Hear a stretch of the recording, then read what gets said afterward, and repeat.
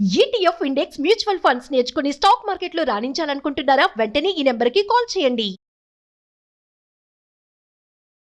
నమస్తే రమగారు. నమస్తే జయ. రమగారు, దెయ్యాలు, భూతాలు, పిశాచాలు ఇలాంటి కథలు చెప్తారు కదా, ఏదైనా ఒకటి. దయ్యాలు భూతాలు కాకుండా యక్షుల కథ చెప్తాం. పూర్వమట సింధు దేశపు రాజుగారికి 2 కుమారులు ఉండేవారు. సంజీవకుడు, జీవకుడు. చాలా బుద్ధిమంతులు. ఇద్దరు సమానమైన పరాక్రమాలు అవి కలిగిన వాళ్ళు. వాళ్ళిద్దరు ముందు నుంచి ఒకే వస్తువుకు పోటీ పడే గుణం కలిగి ఉన్నవాళ్ళు. రాజుగారికి పెద్ద కొడుకైన సంజీవకుడు అంటే ఇష్టం. అతను బాగా యుద్ధ విద్యలు నేర్చినవాడు, సమర్థుడు, తెలివైనవాడు. జీవకుడు కూడా మంచివాడే. ఇతనికి యుద్ధ విద్యలు అవి వచ్చు. కానీ సంజీవకుడు అంత బ్రైట్ కాదు బహుశా. కానీ జీవకుడు చాలా సమయస్ఫూర్తి అవి కలిగినవాడు, తెలివిగా ఉండేవాడు. పెద్ద అబ్బాయి కంటే చిన్న అబ్బాయి తెలివైనవాడు, పెద్ద అబ్బాయి బలశాలి. అయితే వీళ్ళిద్దరిలో రాజుగారికి పెద్ద అబ్బాయి అంటే ఇష్టం. తన తర్వాత రాజ్యానికి వస్తాడని, బాగా యుద్ధ విద్యలు అవి తొందరగా నేర్చుకున్నాడని, అలా కొంచెం ఒక పెద్ద పిల్లల మీద ప్రీతులు కనపడుతూ ఉంటాయి. అవునండి. వీళ్ళకు ప్రధానమంత్రి గారు ఒక ఆయన ఉన్నాడు. ప్రధానమంత్రి గారికి వాసంతిక అని ఒక కూతురు. ఈ అబ్బాయిలు ఇద్దరు వెంటనే 1 సంవత్సరం గ్యాప్తో పుట్టిన వాళ్ళు. వాసంతికి వీళ్ళకంటే కొద్దిగానే చిన్నది, కానీ చిన్నప్పటి నుంచి కలిసి ఉన్నారు. ఈ 2 అబ్బాయిలకి వాసంతికని పెళ్లి చేసుకోవాలని ఉంది. రాజుగారు తేల్చుకోలేకపోయారు, మంత్రి గారు తేల్చుకోలేకపోయారు. ఏమన్నారు, మీలో ఎవరో ఒకళ్ళు ఊరుకుంటే రెండో వాళ్ళకి అమ్మాయి నుంచి పెళ్లి చేస్తానన్నాడు. వాళ్ళిద్దరూ తగ్గేదేలే అన్నారు. తగ్గల. అయితే ఏమైంది, సరే పట్టాభిషేకం చేసే సమయం దగ్గరకు వస్తుంది, వివాహం కావాలి. వివాహానికి ఒక పోటీ పెడదాం అనుకున్నారు. ఏం పెడదాం పోటీ? సరే ఏమన్నారు, కోట గోడెక్కి రాజకుమారులు ఇద్దరు చెరుకో బాణము వేయాలి.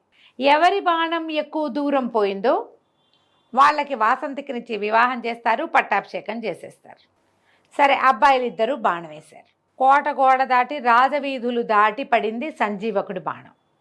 యువరాజు బాణం దొరికింది, ఇక్కడ దొరికింది అన్నారు. దూరంగా కనపడింది. జీవకుడు వేసిన బాణం అసలు కనపడలా. అది ఎక్కడికి వెళ్ళిపోయిందో మరి. వెళ్ళిపోయింది కాబట్టి అది దూరం వెళ్ళింది అనుకోవడానికి వీల్లేదు. అది ఎక్కడో పడిపోయింది, కనపడలా. కాబట్టి పోటీ విరమించేసినట్టు, సంజీవకుడే గెలిచినట్టు ప్రకటించేశారు. వాసంతికనిచ్చి వివాహం, పట్టాభిషేకం. ఈ పెళ్ళి పట్టాభిషేకం సందట్లో జీవకుడిని ఎవ్వరూ పట్టించుకోవాలి. ఈ జీవకుడికి ఆశ్చర్యం వేసింది. అన్నయ్య డెఫినెట్గా నాకంటే బాగా వేస్తాడు, నాకు తెలుసు.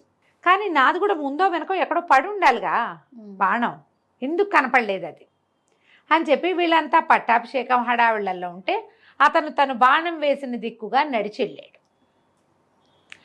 ఎంతో దూరం వెళ్ళిపోయాడు. కనీసం ఒక 70 ఆమడలు నడిచాక ఒక కొండ వచ్చింది. అక్కడ ఇతనికి తన బాణం దొరికింది. ఆశ్చర్యపోయాడు. ఏమిటి ఇంత దూరమా, నాకు అంతుందా, లేదే. కానీ ఇతను ఒకటి ఏం గమనించాడు, ఇప్పుడు ఇతను మనం ఇటు నుంచి బాణం వేసామనుకో, మూలిక ఎటు వెళ్తుంది, మూలిక ఎక్కడ ఉండాలి, అటు ఉండాలి అంతే కదా.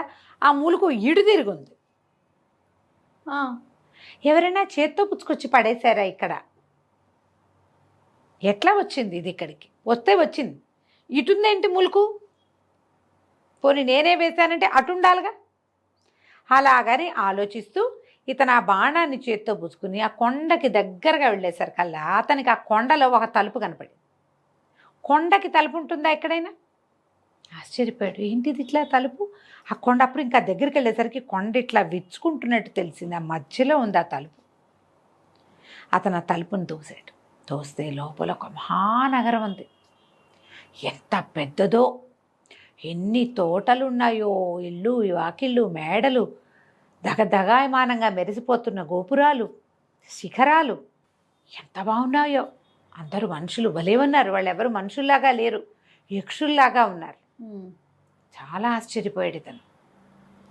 ఆ బాణం పుచ్చుకుని వెళ్తుంటే అతనికి ఒక సౌందర్యవతి అయిన యక్ష రాజకుమార్తె కనపడింది. అడిగాడు, మీరెవరు? మా రాజ్యానికి ఇంత దగ్గరలో ఇంత కొండ ఉందేమిటి, ఈ కొండలో ఇంత నగరం ఉండటం ఏమిటి, మాకెప్పుడూ తెలీదే ఇక్కడ యక్షులు ఉన్నారని అనేసరికి ఆవిడ నవ్వింది. ఆవిడ పేరు సరసీరుహలోచన. ఆమె పేరా? ఆవిడ సరసీరుహ. అమ్మాయి ఏమందంటే, మేము ఎప్పుడు ఇక్కడే ఉన్నాం, నిన్ను చిన్నప్పటి నుంచి చూస్తున్నా నేను, చాలా చిన్నతనం నుంచి. నీ సమయస్ఫూర్తి, నీ తెలివితేటలు, నీ విధానం నాకు మొదటి నుంచి నచ్చినాయి.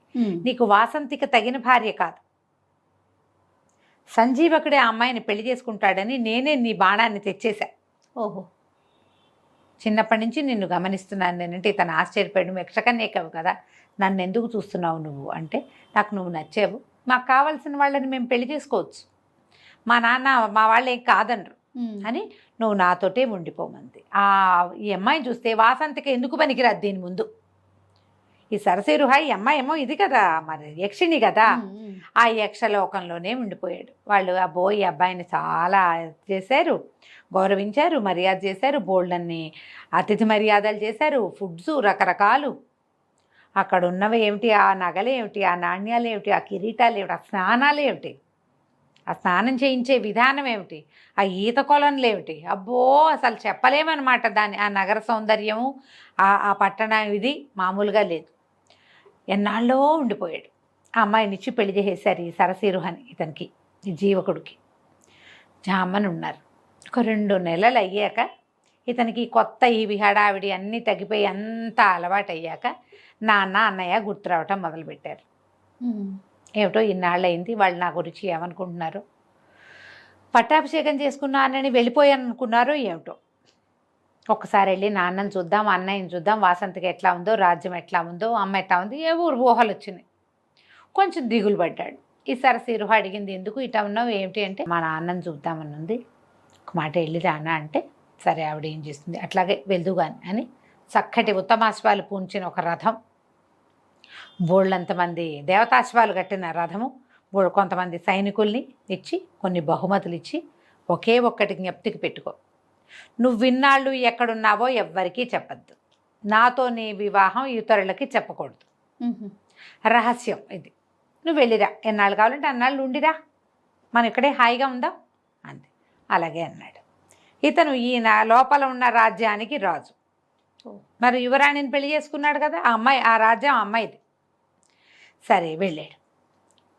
ఈ రాజు మంత్రులు అందరూ ఆశ్చర్యపోయారు. సడన్గా ఎక్కడి నుంచో వచ్చి ఊడిపడ్డట్టు, ఆకాశం నుంచి ఊడిపడ్డట్టుగా వచ్చిన జీవకుడిని చూసేసరికల్లా భయపడి చచ్చారు.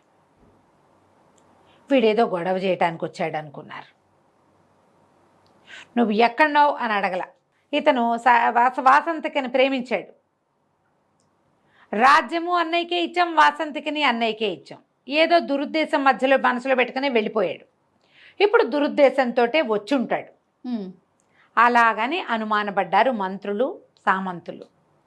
రాజుగారికి చెప్పారు, జీవకుడు సజావైన ఉద్దేశంతో రాలేదు, ఆనుపాను చూసుకోవడానికి వచ్చాడు, ఏదో ఒకరోజు యుద్ధానికి వస్తాడు.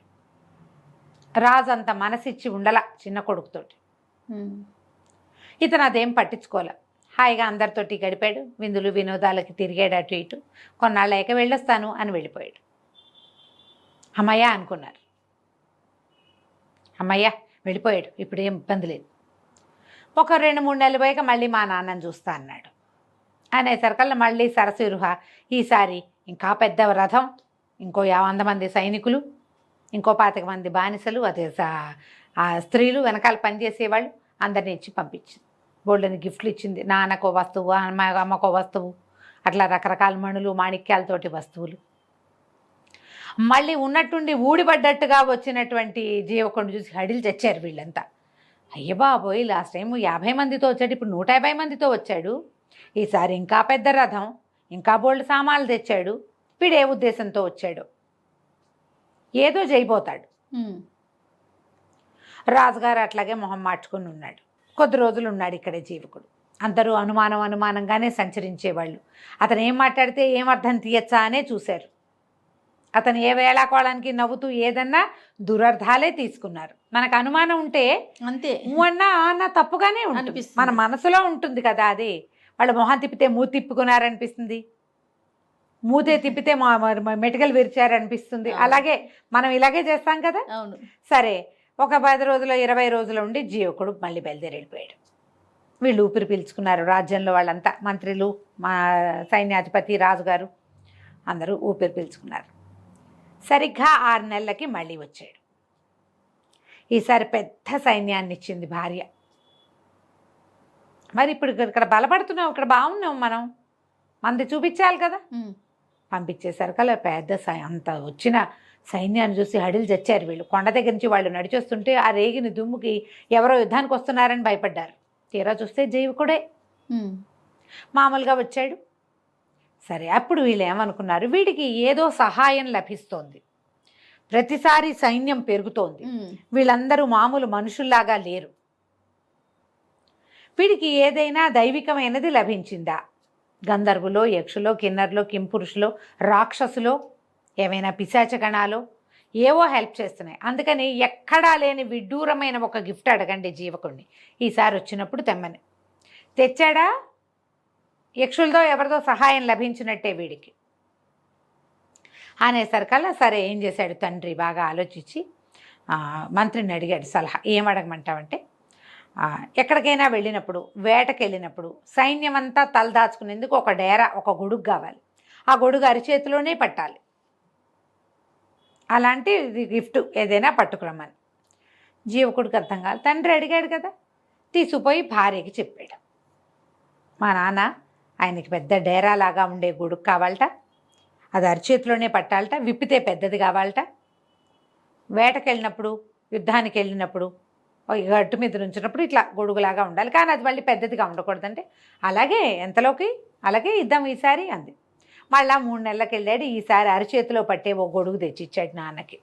ఆ గొడుగు విప్పితే విప్పితే విప్పితే విప్పితే ఒక క్రోసెడ్ మేర అయింది అది. మళ్ళీ అదంతా మడిస్తే అరిచేతిలోకి వచ్చేసింది. ఓహో, కాంతపోయారు జనం. అయ్యో బాబోయ్, ఇంకేమైనా ఉందా, వీడికి యక్షులదే సహాయం లభించింది, ఏదడితే అది చేసేస్తున్నాడు. వీడు అడిగితే చేసేస్తున్నాడు, రేపొద్దున ఉట్టుడియంగా వచ్చి పడిపోతాడు, రాజ్యం లాగేసుకుంటాడు. వాళ్ళు ఎందుకు ఊరుకుంటారు యక్షులు? వీడి తండ్రి అడిగినట్టు తెచ్చిచ్చేసాడు.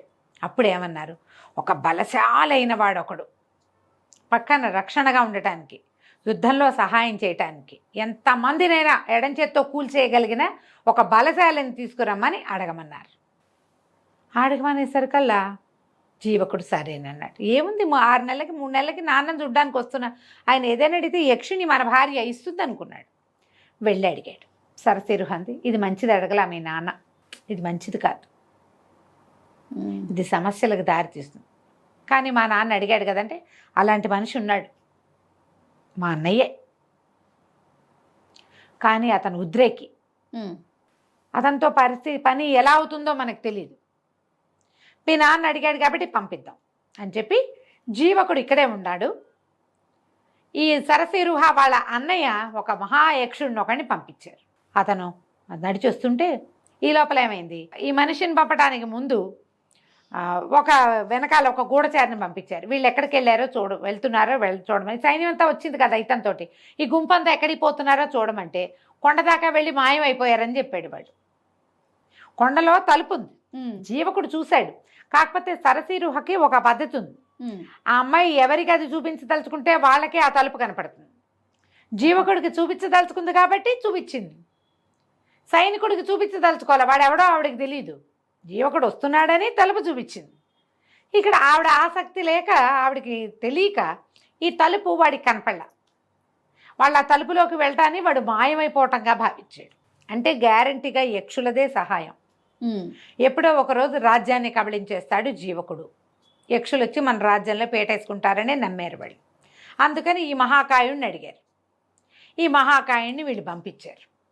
అతను భూమి అదిరేలాగా అడుగులు వేస్తూ దాదాపుగా ఒక 14 అడుగుల ఎత్తు, ఆ ఎత్తుకు తగిన లావు, ఓ 15 మంది 20 మంది బలాఢ్యులైన వాళ్ళు మాత్రమే ఎత్తగలిగిన ఒక పెద్ద గదని భుజం మీద వేసుకుని వెళ్ళాడు. భూమి ఎదిరిపోయేలాగా అడుగులు వేసుకుంటూ రాజుగారు ఎదురుకుండా నుంచినసరికి ఈ వెళ్తూ ఉంటేనే జనాలు హడిలిపోయి, కొంతమంది కళ్ళు తిరిగి పడిపోయి, కొంతమంది వాంతులు చేసేసుకుని గందరగోళ పడిపోతున్నారు రాజ్యంలో అంతా. అతను నడుస్తుంటే భూమి అదిరిపోతుంది. 12 అడుగులు వాడు నడిస్తే అటాగే ఉంటుంది కదా. మరి వెళ్ళి పెద్ద ఉరుము లాంటి గొంతుతో ఆజ్ఞాపించండి, ఏం చేయమంటారు అనగానే రాజు వణికిపోయాడు. నోట్లోంచి మాట రాల. ఇతనికి ఏం చెప్పారు, వాళ్ళు అడిగింది చేయమని చెప్పారు, ఏమి అడగటల్లా వాళ్ళు వణికిపోతున్నారు. ఒళ్ళు మండిపోయింది మహాకాయుడికి. ఒళ్ళు మండటం ఏమిటి, అక్కడి నుంచి చేతిలో ఉన్న గద రెండో చేత్తో మార్చుకొని రాజుగారి నెత్తి మీద ఏమి ఆజ్ఞాపించడం ఏమిటి అని ఒక మొటికాయ ముట్టాడు. కుప్పకూలిపోయాడు రాజు, నేల కతుక్కుపోయాడు. అంతే. ఇహ ఒకటే దెబ్బ. అది ఆయన పెద్ద సభ తీర్చున్నట్టుగా సభలో వాళ్ళంతా హాహాకారాలు చేయగానే ఏమిటి మీ గోల అని గదబెట్టి ఇట్ట అన్నాడు. అనగానే మొత్తం అంతా పక్కకి కూలిపోయి మొత్తం జనం అంతా పోయారు. ఎవరు లేరు జనం సభలో. యువతల వెనకాల నుంచి చూస్తున్న వాళ్ళు ఉన్నారు. వాళ్ళంతా కేకలు పెట్టారు, శరణు శరణు శరణు అని అరిచారు. అరిస్తే ఇతను ఏమన్నాడు, ఈ రాజుకు సహాయం చేయమని మా మావమరిదైన జీవకుడు నన్ను ఇక్కడికి పంపించాడు. రాజుకి అడగటమే రాదు, అతను నశించాడు. అతను వెనకాలన్న జనమంతా పోయారు. ఇప్పుడు రాజు లేడు. అరాచకమైన ఈ రాజ్యానికి మా బావమరిదే రాజు. ఆయన వచ్చి రాజ్యాన్ని స్వాధీనం చేసుకుంటాడు. అప్పటి వరకు ఇది జీవకుడి రాజ్యంగానే చలామణి అవ్వాలి అని చెప్పి వెనక్కి తిరిగి వెళ్ళిపోయాడు. జరిగిందంతా విని జీవకుడిని ఎత్తి బాదుకుండా అయ్యో మా నాన్న అని. ఏమై చెప్పింది సరసీరుహ, మీ నాన్న అందుకు పోలేదు. వాళ్ళకి ముందు నుంచి అనుమానమే నువ్వేం చేస్తావు అని. వాళ్ళ అనుమాన పిశాచే వాళ్ళని చంపేసింది. గొడిగడిగా ఉంచుకోవచ్చుగా. నువ్వు 10,000 మంది సైన్యాన్ని తీసుకెళ్ళావు. నీ 10,000 మందిని నా దగ్గర ఉంచమని అడగచ్చుగా మీ నాన్న. నువ్వు ఆ 10,000 మందితో ఏం చేస్తావో అనుకున్నాడు. ఇప్పుడు ఒక బలాఢ్యుడైన మనిషిని అడిగి వాళ్ళ చావు వాళ్లే కొని తెచ్చుకున్నారు. ఇక చేసేదేం లేదు, పద మన రాజ్యానికి వెళ్ళి మనం ఏలుకుందాం అని చెప్పి అయిపోయింది. ఇప్పుడు రాజ్యానికి ఆ రాజుగారికి రెండో పక్కన పెద్ద కొడుకు కోడలు అందరూ కూర్చున్నారు. మొత్తం అంతా పోయారు గుంపంతా, ప్రధానమంత్రితో సహా. వెనక నుంచి ఊళ్ళో నుంచి నడిచొచ్చి ఇతన్ని చూసిన వాళ్ళు మాత్రమే బతుకున్నారు, అంటే ప్రజలు ఉన్నారు. సంజీవకుడు సరసీరుహ ఇద్దరు వెళ్ళి ఆ రాజ్యాన్ని వశం చేసుకుని సింధు రాజ్యాన్ని వాళ్ళే హాయిగా పరిపాలించారు. తర్వాత కాలంలో యక్షులు ఆ రాజ్యంలో తిరుగుతూ ఉండేవాళ్ళు. ఎవరినైనా సరే వాళ్ళ అనుమానం భయపెట్టినట్టుగా నిజం భయపెట్టదు. అవును, నిజం సామాన్యంగా ఉంటుంది, అది నిప్పులాంటిదే. దాన్ని హ్యాండిల్ విత్ కేర్ సరిపోతుంది. అనుమానమో బడబాగ్ని, దాన్ని హ్యాండిల్ చేయలేం. ఎందుకంటే నీకు ఏం చేసినా అనుమానంగానే ఉంటుంది, రగులుతూనే ఉంటుంది, ఎప్పుడూ రగులుతూనే ఉంటుంది. నువ్వు అదే నీ దగ్గర చిన్న అగ్ని ఉంది నిజం, దాన్ని ఒక చిన్న ముంతలో పెట్టి కూడా నువ్వు కాపాడచ్చు. కరెక్ట్ అండి కదా, దాన్ని మనం ఏం చేయలేం, అదేం చేయదు మనని, అది మనని కాల్చదు, చక్కగా ఉంటుంది, మనం సంరక్షించాలంతే. అనుమానం ఏంటంటే అటటట పెరిగిపోతూ ఉంటుంది. ఆ పెరిగిపోయేది చివరికి మనం చంపేస్తుంది కదా, కంచికి మనం ఇంటికి. చాలా బాగుంది రమ్మగారు. నమస్తే. నమస్తే.